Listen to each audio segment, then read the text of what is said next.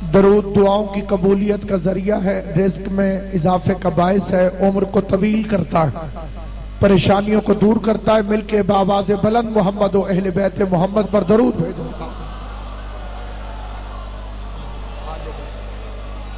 آل محمد کا عظیم اور کریم خالق محمد و اہل بیت کی عزت اور عظمت کے صدقے میں اس جلیل القدر عبادت کو اپنی بارگاہ میں شرف قبولیت عطا فرمائے، اور اس ذکر پاک کا صدقہ، ارواح مقدسہ کا صدقہ، شہزادی کونین کا صدقہ، خالی واپس آنے والی بی بی کا صدقہ، میری آپ کی دعاؤں کو اپنی بارگاہ میں شرف قبولیت عطا فرمائے۔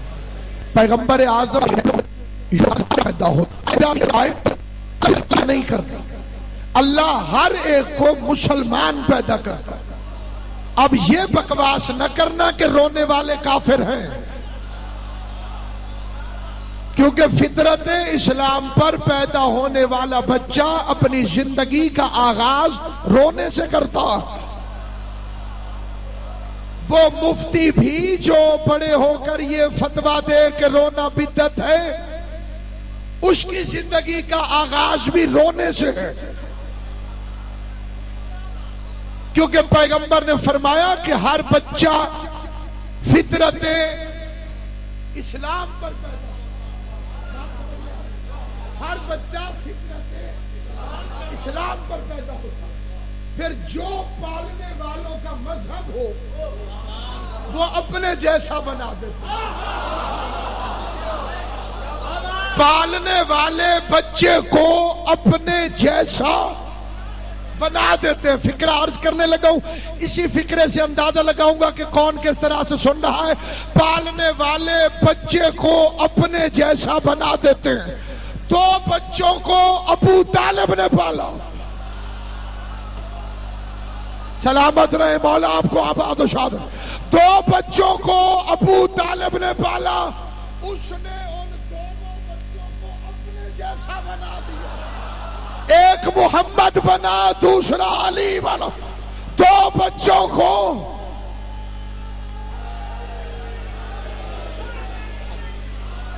آل محمد آپ کو سلامت رہے۔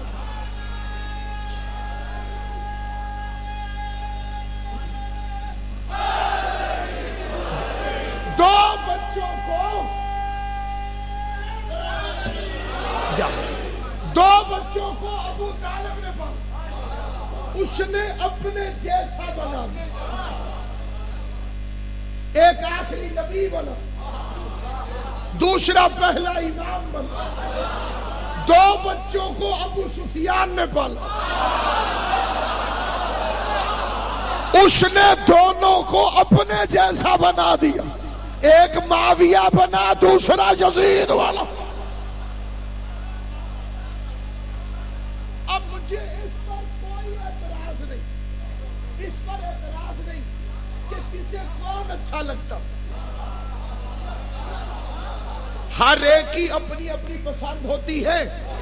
کسی کو معاویہ اور یزید اچھے لگے تو میں کون ہوتا ہوں انہیں منع کرنے والا؟ البتہ میں ایک دعا کر سکتا ہوں کہ جن کو ابو طالب نے پالا، جہاں محمد اور علی جائیں خدایا ہمیں وہاں بھیج دینا۔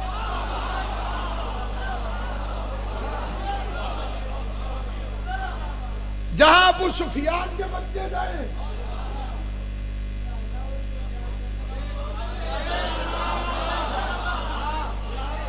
ان سے سچی محبت نبھانے والوں کو ادھر ہی بھیج۔ اس کے بعد جو بھی بچہ پیدا اس میں 3 نقص ہوتے ہیں۔ نمبر 1 جاہل ہوتا، جو پیدا ہوتے ہیں وہ جاہل ہوتے ہیں، جو نازل ہوتے ہیں وہ نہیں۔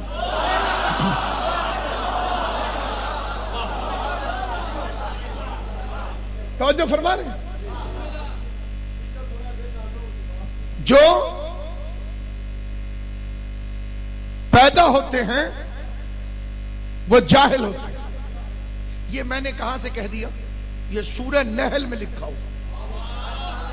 واللہ اخرجکم من بطون امہاتکم لا تعلمون شیئا، جب تم ماؤں کے پیٹ سے باہر آئے تو تمہیں شے کا علم بھی نہیں تھا۔ آپ کو پتا تھوڑی تھا کہ یہ ابو ہے۔ اگر بچوں کو پتا ہوتا تو مسلمانوں کے ماموں کی ولدیت کا فیصلہ جرگے میں کیوں ہوتا؟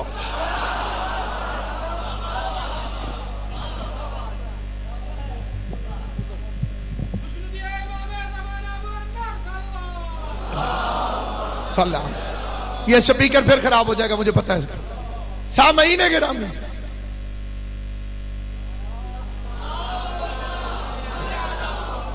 کستے اس کو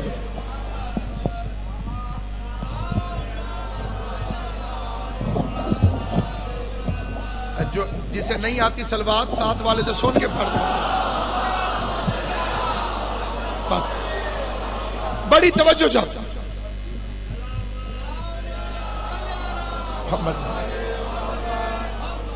سامعین گرامی، کوئی حافظ قرآن تشریف فرماؤ،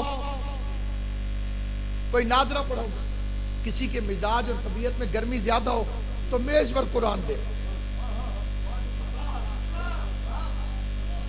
کیونکہ تمہیں تو کافی ہے۔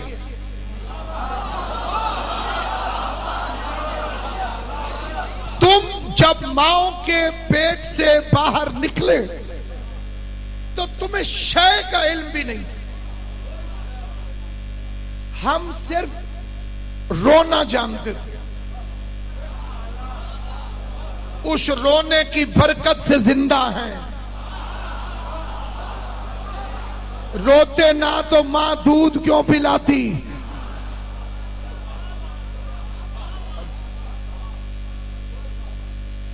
رونے والے کو خدا رزق کا وسیلہ دے دیتا ہے ماں کے ذریعے۔ اس کے بعد ہم پینا جانتے تھے، اگر پینا نہ آتا تو دودھ کیسے پیتے، اور نہ پیتے تو زندہ کیسے رہتے۔ لیکن یہ معلوم نہیں تھا کہ کس کا دودھ پینا چاہیے، کس کا نہیں پینا چاہیے۔ موسیٰ کو 70 دائیاں کوشش کرتی رہی کہ کسی طرح سے دودھ پی لے، لیکن قرآن کہتا ہے ہم نے موسیٰ پر مشرکہ دائیوں کا دودھ حرام قرار دے دیا تھا۔ عاشقان مصطفیٰ سے پوچھتا ہوں، ایک دن کے موسیٰ نے مشرکہ دائیوں کا دودھ نہیں پیا، سید الانبیاء حلیمہ کا دودھ کیسے پیتا رہا؟ حیدری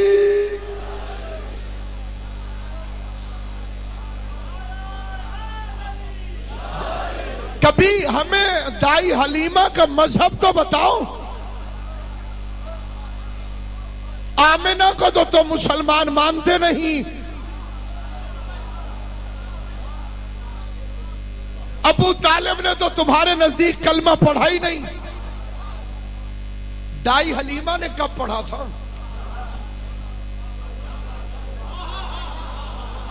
اور تمہیں یہ کہتے ہوئے شرم بھی نہیں آتی کہ اور اس کے بعد خود کہتے ہو کہ اس کی اونٹنی بڑی کمزور تھی۔ لگ بھگ اس میں وہی علامتیں ہیں جو ٹی بی کے مریضوں میں ہوتی ہیں۔ اب یہ بحث میں جانے کی وقت نہیں ہے کہ عرب میں اتنی کمزور اونٹنی اور جانور بھی وہ جو 7 دنوں کی غذا سٹور کر سکتا ہے، جس کے گھر میں اونٹنی نہیں پلی،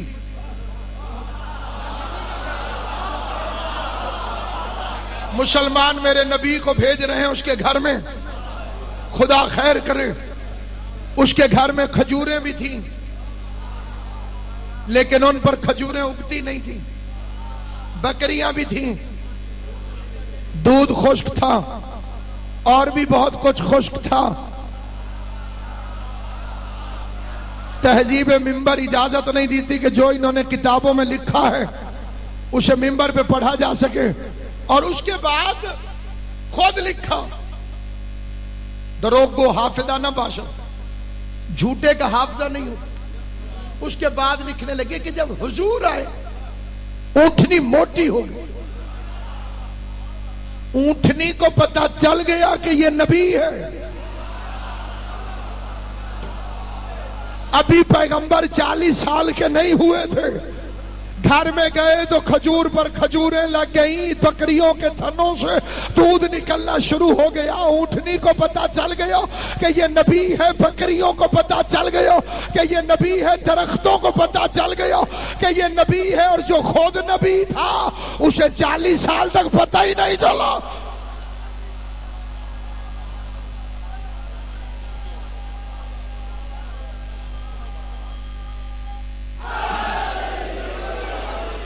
بڑی توجہ چاہتا ہوں، جہاں جہاں تک میری آواز جا رہی ہے، سید سلیمان ندوی نے، سیرت ابن ہشام نے، تاریخ طبری نے، شاعروں نے لکھا کہ جب پیغمبر آئے تو اونٹنی موٹی ہو گئی، پیغمبر آئے تو درختوں پر کھجوریں لگ گئیں، پیغمبر آئے تو بکریوں کے تھنوں میں دودھ آ گیا۔ تو تمہیں شرم نہیں آتی؟ یہ محمد نے حلیمہ کو پالا تھا یا حلیمہ نے محمد کو پالا تھا؟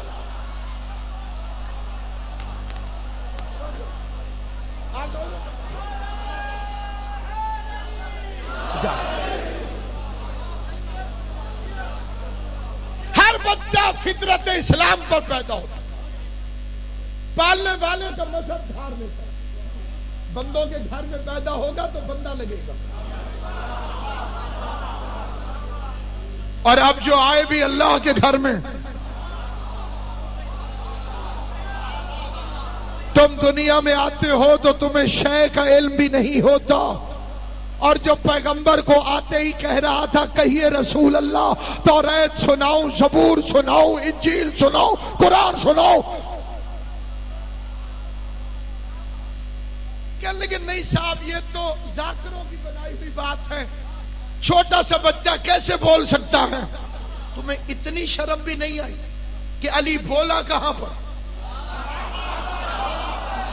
پیغمبر کے ہاتھوں پر، اور میرے نبی کے ہاتھوں پر تو پتھر بھی بول پڑتے ہیں۔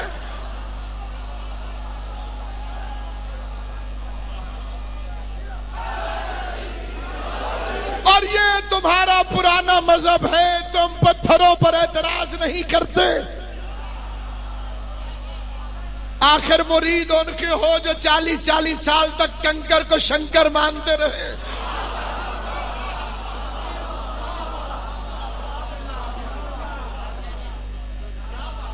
ان ہاتھوں پر لسان اللہ بولے تو اعتراض، وہ آیا تو عالم۔ ہو سکتا ہے کہ کوئی کہے کہ قرآن میں تو لکھا ہوا ہے کہ واللہ اخرجکم من بطون امہاتکم لا تعلمون شیئا، تم پیدا ہوئے تو جاہل تھے، تو کیا اس میں علی نہیں آتے؟ علی کے لیے دوسری آیت ہے، الرحمن علم القرآن خلق الانسان علمہ البیان۔ رحمان وہ ہے کہ جس نے القرآن کا علم پہلے دیا، الانسان کو بعد میں خلق کیا۔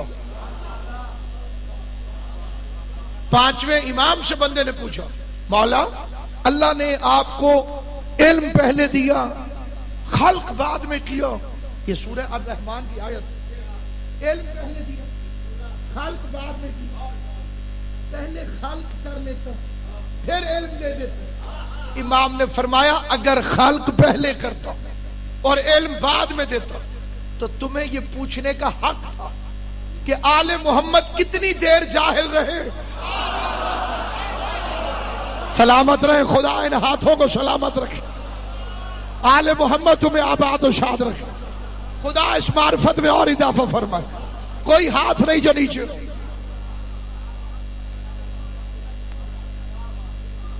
وہ آیا تو جاہل نہ تھا۔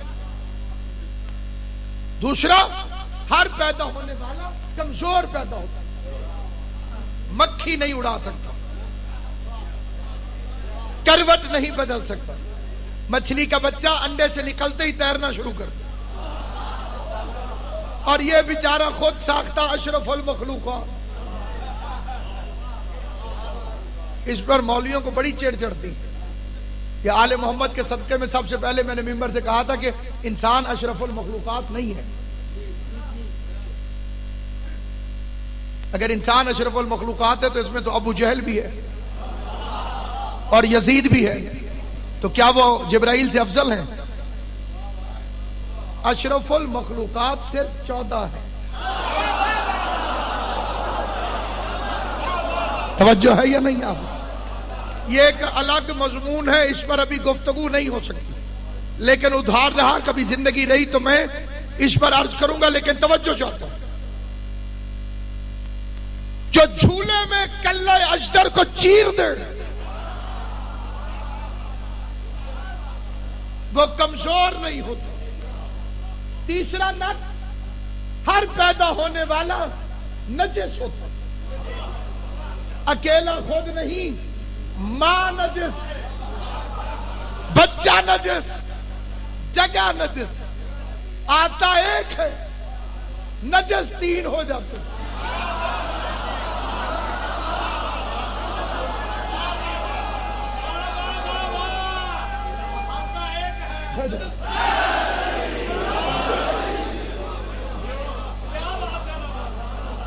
ہمارے غیر شیعہ بھائیوں کے ہاں 40 دن تک ماں نماز نہیں پڑھ سکتی ولادت کے بعد. کچھ ہمارے حضرات بھی اسی پر عمل کرتے ہیں. یہ مذہب جعفریہ نہیں ہے. امام صادق کے مذہب میں 11 دن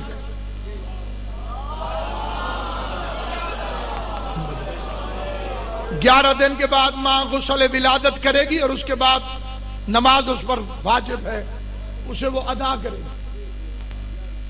رمضان ہے تو روزہ رکھے گی.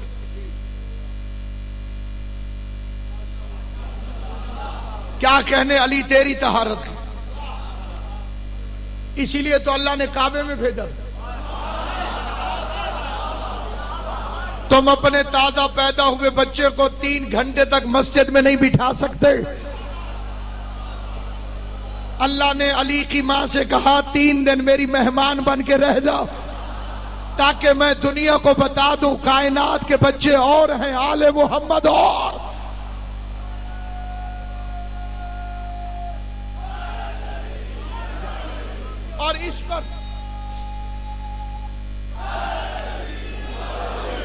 اس پر غور کیجیے گا.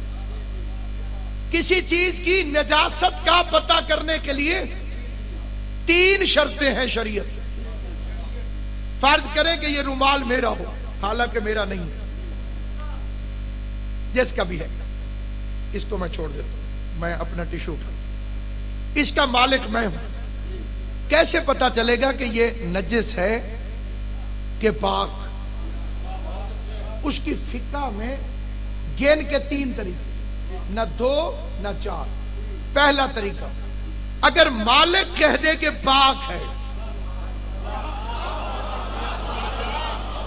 آپ پر واجب ہے کہ آپ پاک سمجھیں، کیونکہ اس کا مالک میں ہوں. میں نے کہا پاک ہے. آپ کے لیے شریعت کا احکام یہ ہے کہ آپ اسے پاک سمجھیں. دوسرا طریقہ، 2 عادل گواہ کہہ دیں کہ یہ پاک ہے، آپ پر واجب ہے آپ اسے پاک سمجھیں. تیسرا طریقہ، آپ اپنی آنکھوں سے پاک ہوتا دیکھ لیں، کیونکہ فقہ میں نجاستیں 11 ہیں اور ہر چیز کو پانی پاک نہیں کرتا. یہ ایک غلط تاثر ہے کہ پانی سے دھو دیں تو چیز پاک ہو جائے. جوتی نجس ہو جائے تو پانی سے دھونے سے پاک نہیں ہوتی. لوہا نجس ہو جائے تو پانی کے ساتھ دھونے سے پاک نہیں ہوتی. لوہے کو پاک کرنا ہو تو آگ میں جلاؤ. سرخ ہو جائے پھر جب ٹھنڈا ہو جائے گا تو پاک ہے. زمین جوتی کے تلوے کو پاک کرتی ہے، دھوپ چھتوں اور دیواروں کو پاک کرتی ہے، پانی کپڑوں اور بدن کو پاک کرتا، اسلام کافر کو پاک کرتا، علی کی محبت شجرہ نسب کو پاک کرتا.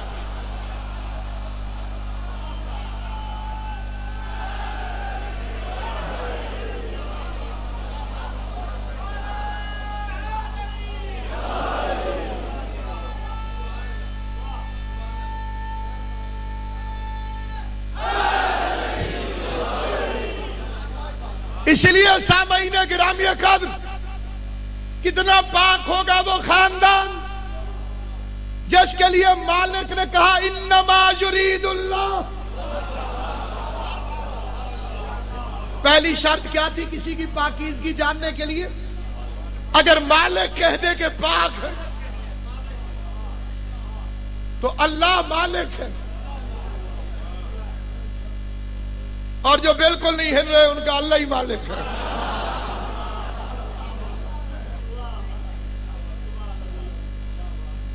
مالک نے کہا انما یرید اللہ، اللہ کا ارادہ یہ ہے لیذھب عنکم الرجس، اے اہل بیت میں تم سے نجاست کو دور رکھوں۔ نجاستیں تین ہوتی، شرعی، عقلی، بدنی، تین نجاستیں ہوتی۔ عقل کی نجاست، شریعت والی قدرتی نجاستیں اور بدن والی نجاستیں، ان تینوں سے تمہیں دور رکھو۔ وَيُطَہِّرَکُم تَطْہِیرًا، اور تمہیں ایسے پاک رکھو جیسے پاک رکھنے کا حق ہے۔ میں چاہتا ہوں کہ دور رکھو۔ یہ دور اور نزدیک کے ہر ایک کے تقاضے اور قانون الگ الگ ہوتے ہیں۔ کئیوں کے نزدیک دور والی چیز بھی نزدیک ہوتی، کئیوں کے لیے نزدیک والی چیز دور ہوتی۔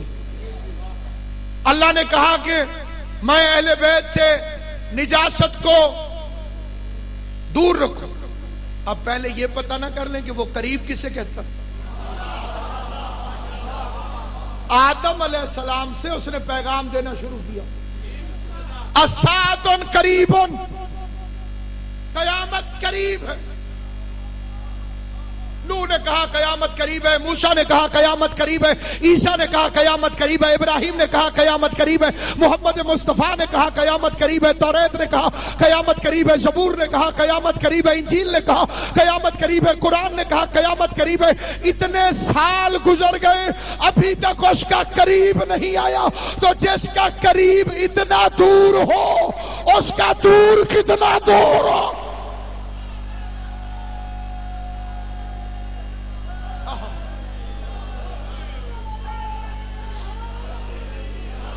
اور پھر کچھ حضرات یہ کہتے ہیں کہ صاحب ہم تو مجلس میں نہیں آتے،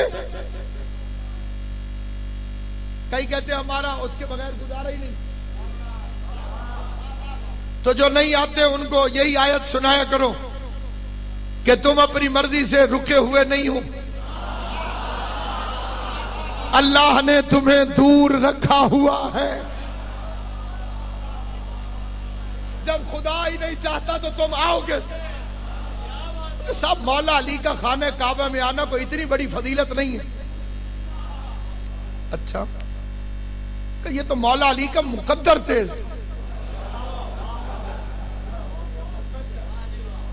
شبلی نعمانی نے اپنی سیرت میں یہ لکھا کہ خیبر کا دروازہ فتح کرنا علی کا مقدر تھا۔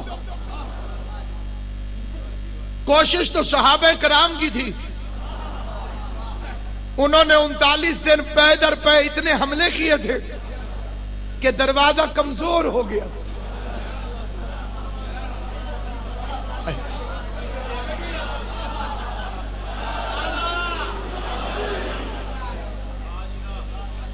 دروازہ بڑا کمزور ہو گیا تھا۔ 40ویں دن مولا علی نے آ کے پوچھا کہ سب سے کمزور جگہ کون سی؟ انہوں نے بتایا کہ دروازہ۔ مولا علی کے حصے اور مقدر میں لکھا ہوا تھا۔ مولا علی نے جا کر 2 انگلیاں لگائیں، دروازہ ٹوٹ گیا۔ خانہ کعبہ میں علی کی ماں آئی تو تھی دعا مانگنے، قدرتاً دیوار پھٹ گئی، قدرتاً علی کی ماں اندر چلی گئی۔ مقدر تیز تھا، علی کی ولادت کعبے میں ہو۔ میں نے کہا اٹھو، تاریخ اٹھاؤ اور ذرا گنتے جاؤ کیا کیا چیز علی کے مقدر کی وجہ سے علی کو ملی۔ گھر بیٹھی ہوئی علی کی ماں کعبے میں آ گئی، ہونا تو یہ چاہیے تھا کہ کعبے میں ہوتی تو گھر آ جاتی. جسے بات سمجھ آئے سر وہی میرے ساتھ بولو. ہونا تو یہ چاہیے تھا کہ علی کی ماں کعبے میں ہوتی تو اپنے گھر آ جاتی. علی کی ماں کعبے سے اٹھی اپنے گھر سے اٹھی خانہ کعبہ میں آ گئی. لکھو یہ بھی علی کا مقدر. دیوار پھٹنے پر علی کی ماں کو پیچھے دوڑنا چاہیے تھا لیکن وہ فرار کی ماں ہوتی تو بھاگتی. حیدر کرار کی ماں تھی. علی کی ماں اندر چلی گئی. علی کا مقدر. دیوار کعبہ پھول بن کے پھر کلی بن گئی. علی کا مقدر. 3 دن تک چابی سے تالا نہیں ٹوٹا. علی کا مقدر. لوگ دروازہ کھولتے رہے دروازہ نہیں کھلا. علی کا مقدر. 3 دن تک عرش سے کھانے آتے رہے. علی کا مقدر. حوا مریم سارا آسیہ خدمت کرتی رہی. علی کا مقدر. تیسرے دن کائنات کا سب سے بڑا پیغمبر جو قرآن لینے خود نہیں گیا تھا قرآن اس کے پیچھے پیچھے آیا تھا. محمد گھر میں آیت گھر میں. محمد چادر میں آیت چادر میں. محمد غار میں آیت غار میں. محمد آسمان میں آیت آسمان. 13 رجب کو علی آیا. خدا کی آواز ہے محمد خود لینے جاؤ. علی کا مقدر. پہلی سواری محمد کے ہاتھوں پہ. علی کا مقدر. پہلی زیارت محمد کے چہرے کی. علی کا مقدر. پہلی غذا محمد کی زبان چوسی. علی کا مقدر. اللہ نے علی کا نام علی رکھا. علی کا مقدر. محمد نے بھائی کہا. علی کا مقدر. بستر ہجرت میں سویا. علی کا مقدر. بدر کا فاتح بنا. علی کا مقدر. احد کا مالک بنا. علی کا مقدر. خندق میں کل ایمان بنا. علی کا مقدر. خیبر میں مرد میدان بنا. علی کا مقدر. مرحب کو قتل کیا. علی کا مقدر. انتر کا سر اڑایا. علی کا مقدر. آدم کو توبہ قبول کرائی. علی کا مقدر. نوح کی کشتی پار لگائی. علی کا مقدر. موسیٰ سے کلام کیا. علی کا مقدر. عیسیٰ سے کلام کیا. علی کا مقدر. یوسف کو کنویں سے بچایا. علی کا مقدر. ابراہیم کی آنکھ کو گلزار بنایا. علی کا مقدر. حسنین کا بابا بنا. علی کا مقدر. غازی جیسے بیٹے ملے. علی کا مقدر. کلندر جیسے ساگ ملے. علی کا مقدر. سورج اگاتا ہے. علی کا مقدر. تارے چمکاتا ہے. علی کا مقدر. بارشیں برساتا ہے. علی کا مقدر. زہرا سے شادی ہوئی. علی کا مقدر. ستارہ دروازے پہ آیا. علی کا مقدر. فاطمہ کا شوہر بنا. علی کا مقدر. حسنین کا بابا بنا.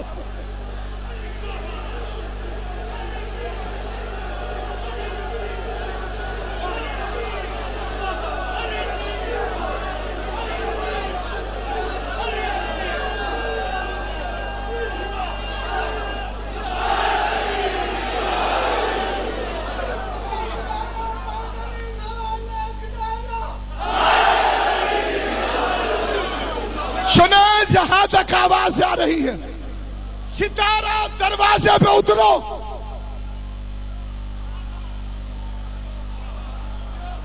علی کا مقدر. فاطمہ سے شادی ہوئی. علی کا مقدر. عرش شادی حال بنا.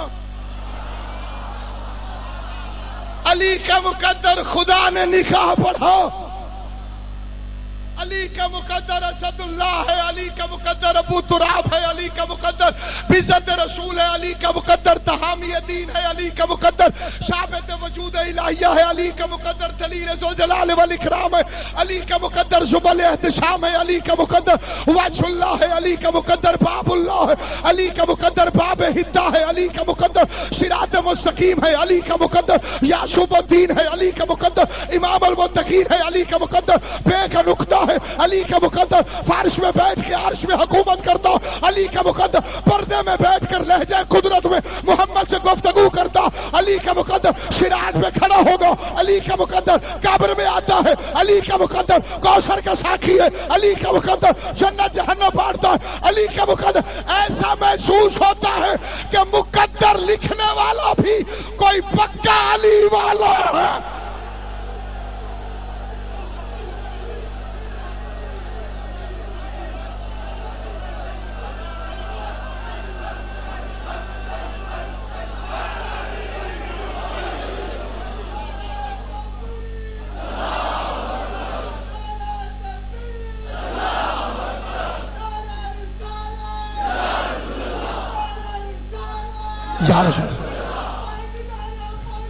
پوری طاقت سے مل کر حیدری ایسے نہیں پوجر مزاج بن کے، کمبر طبیعت بن کے، سلمان نیت بن کے، بہلول شریعت بن کے، کلندر طبیعت بن کے علی بادشاہ کی خوشنودی حاصل کرنے کے لیے میری آپ کی دعاؤں کی قبولیت کے لیے میں آپ کے لیے دعا کر دوں. آپ میرے لیے پوری طاقت سے دونوں بازو اٹھا کے پوری طاقت سے امیر بن کر نعرہ حیدری.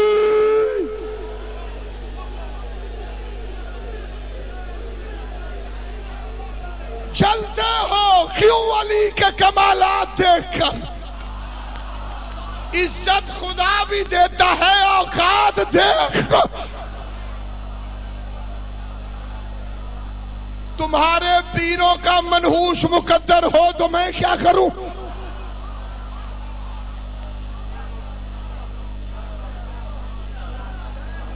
ایک روز ایک صاحب زلف دراز نے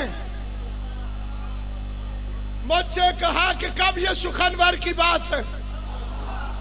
آتا نہیں ہے ذکر رسول خدا تمہیں، بس فاطمہ کا ذکر ہے، حیدر کی بات ہے. آتا نہیں ہے ذکر رسول خدا تمہیں، بس فاطمہ کا ذکر ہے، حیدر کی بات ہے. میں نے کہا کہ ذکر رسول خدا کروں؟ کہنے لگے کہ ہاں یہ ہنرور کی بات ہے. میں نے کیا جو دعوت اول کا تذکرہ، بولے ہٹاؤ اس میں تو حیدر کی بات ہے. بولے ہٹاؤ اس میں تو حیدر کی بات ہے. میں نے سنایا جب شب ہجرت کا واقعہ. اعتراض یاد ہے کہ نہیں؟ اعتراض تھا کہ آتا نہیں ہے ذکر رسول خدا تمہیں، بس فاطمہ کا ذکر ہے، حیدر کی بات ہے. میں نے کہا کہ ذکر رسول خدا کروں؟ کہنے لگے کہ ہاں یہ ہنرور کی بات ہے. میں نے کیا جو دعوت اول کا تذکرہ، بولے ہٹاؤ اس میں تو حیدر کی بات ہے. میں نے سنایا جب شب ہجرت کا واقعہ، بولے کہ پھر رسول کے بستر کی بات ہے.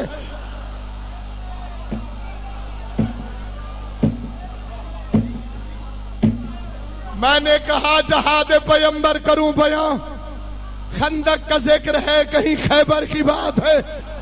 کہنے لگے کہ اور کوئی تذکرہ کرو، اس میں تو صاف زیغم داور کی بات ہے. میں نے نبی کے آخری حج کا کیا بیاں. چہرے سے پتا چلتا ہے کون علی کے ذکر سے خوش ہے. علی کی محبت چہروں پہ نظر آتی ہے. میں نے نبی کے آخری حج کا کیا بیان یہ کہہ کے یہ تو خانہ داور کی بات ہے. کہنے لگے کہ دکھتی ہوئی رگ نہ چھیڑیے، پائے علی کی دوش پیمبر کی بات.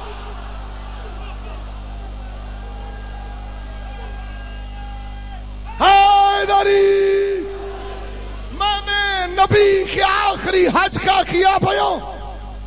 بولے کہ پھر نبی کے منبر کی بات. میں چہرے دیکھ رہا ہوں، جہاں علم ہوگا ان کو یہ باتیں سمجھ آئیں گی. ایک ایک شعر پر ایک ایک مجلس پڑھی جا سکتی ہے. بڑے عرصے کے بعد پڑھ رہا ہوں، جو شعر یاد آتا جائے گا پڑھتا جاؤں گا. پھر کہتا میں نے سنایا آیے تطہیر کا نزول. سلامت رہے، خدا آباد و شاد رہے. لوگوں کے پٹھوں کے پاس وہ علم نہیں جو میرے بچوں کے پاس ہے. میں نے سنایا آیے تطہیر کا نزول. بولے کہ گھر میں رہنے دو، یہ گھر کی بات ہے.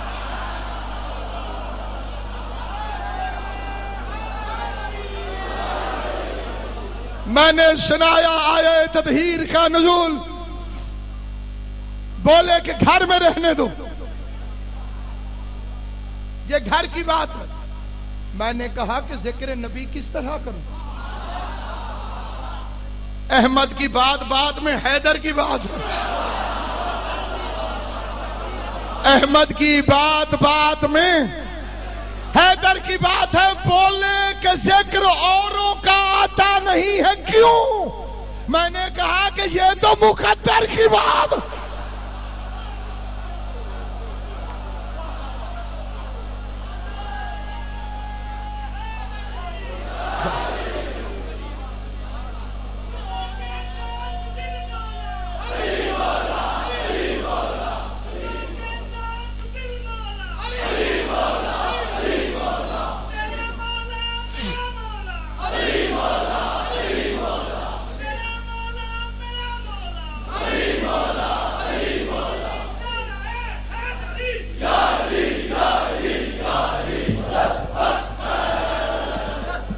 5 लाख बेगैरत शराब पी रहा था।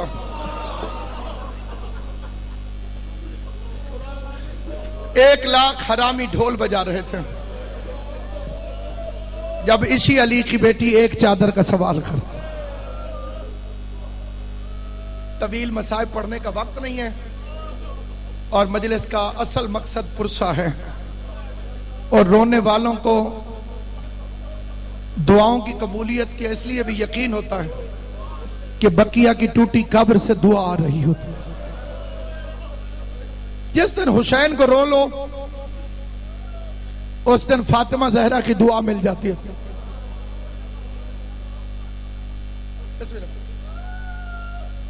सत्ती साहब की तशरीफ ले आए। मैं एक फिक्रा, अगर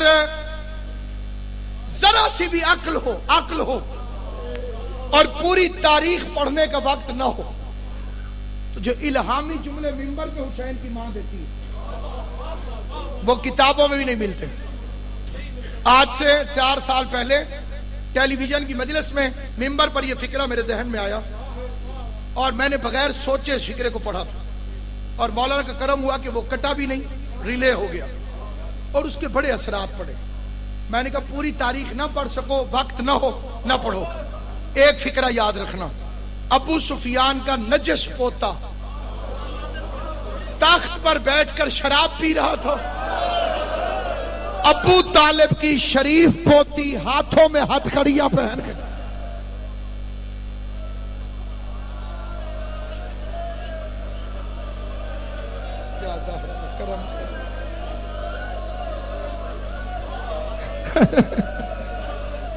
जिसे रोना ना आए उससे मिन्नत है, बेशक नजरें झुका के बैठे। आपको मालूम है कि जनाबे फिजा आगे आगे क्यों खड़ी होती थी? सारा मजमा ही जानता है कि जो सुन रहे उन्हें मालूम है कि जनाबे फिजा सबसे आगे खड़ी होती थी। उसके आगे खड़े होने के कई मकसद है, लेकिन एक मकसद यह था कि जब यजीद बेगैरत शराब के नशे में आले मोहम्मद पर जुल्म करने लगता था तो फिजा छिड़क के कहती थी, ओ बेगैरत, तख्त के नशे में इन पर जुल्म न कर। जिस तख्त के गरूर में तू अली की बेटियों पे जुल्म कर रहा है, ऐसे तख्त पे जूती रख के इनकी कनीज बनी।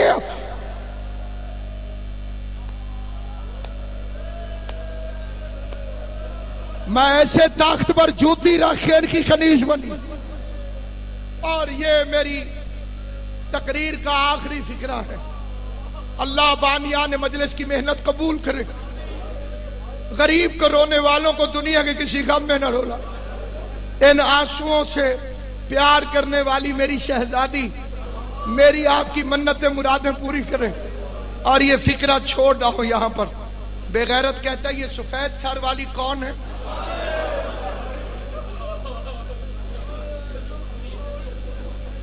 बीबी जैनब के 2 बुरके हैं।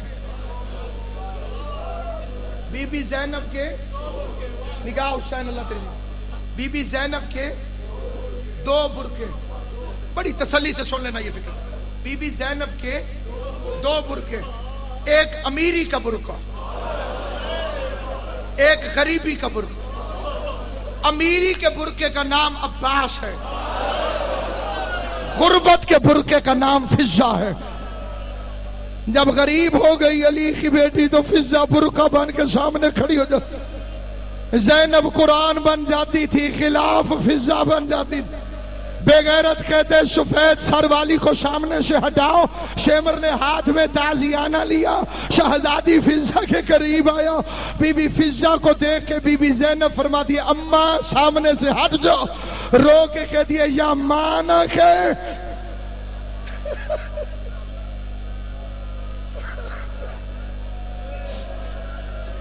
खुदा इन उठती हुई आवाजों पे रहम करे। हुसैन की मां हर सुनने वाले की दुआ कबूल करे। या माना के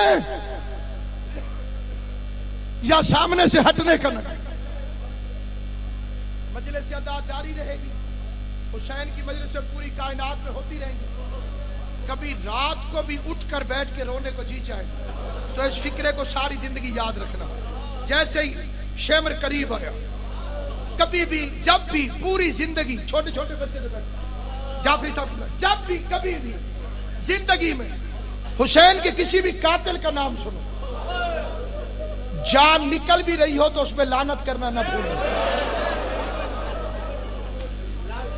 اگر گولی کی زد میں بھی کھڑے ہو نا اور حسین کے قاتل کا نام سنو، لعنت ضرور بھیجنا۔ یہ شمر پہ غیرت، ہاتھ میں تازیانہ لے کر۔ میں نے اپنی طالب علمی میں دو فکرے پڑھے، ایک یہ کہ اس نے تازیانہ اٹھایا، ایک یہ کہ فضا کے بوڑھے ہاتھوں پر اس بغیرت نے تازیانہ مارا۔ جہاں جہاں سوزام بیٹھے، میں تمہاری کنیز کا لڑکا ہوں، میں ہاتھ جوڑ کے معافی مانگ دو پھر فکرہ پڑھتا ہوں۔ فضا کے ہاتھ سے خون کا فوارہ نکلا یا 300 حبشیوں نے تلواریں نکالی، یزید کے تخت کو گھیرے میں لیا، آواز دے کے کہتے او یزید، تو نے ہر کسی کی بیٹیوں کو علی کی بیٹیوں کی طرح لاوارے سمجھ لیا۔ ماتم کرو، ماتم کر کے فکر، تو نے ہر کسی کی بیٹیوں کو علی کی بیٹیوں کی طرح لاوارے سمجھ لیا۔ زینب کا رخ مدینے کی طرف پھر گیا، رو کے کہا نانا اب تو راضی ہو، دائیوں کے وارث آ گئے، زہرا جائیوں کا خوش۔